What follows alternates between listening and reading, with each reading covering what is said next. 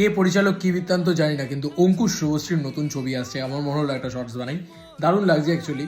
লক্ষ্মী এলো ঘরে বলে, এবং এই ছবিটা কন্টিনিউয়েড ছবি হতে চলেছে, একদম পরিষ্কার, একদম ছবির যে টেমপ্লেট ইত্যাদি সব কিছু দেখে পরিষ্কার একদম।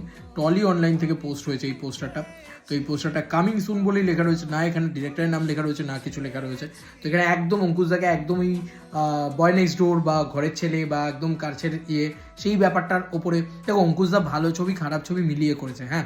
মানে অঙ্কুশদা একটা শিকারপুরের মতন সিরিজও কিন্তু করেছে, অঙ্কুশদা একটা কৌশিক গাঙ্গুলির সাথে কাজও কিন্তু করেছে। তো এইগুলো আমরা ভুলে যাচ্ছি হয়তো। তো আর শুভশ্রীকে না খুব ভালো লাগছে, মানে ওকে ওর অন্যরকমভাবে দেখতে, অন্যরকম একটা প্রেজেন্টেশন লাগছে, সেটা একদম ডিফারেন্ট লাগছে। এবং অঙ্কুশদা দেখো দুজনে হাত ধরে হাঁটছে না কিন্তু, এটাও ভালো করে লক্ষ্য করো।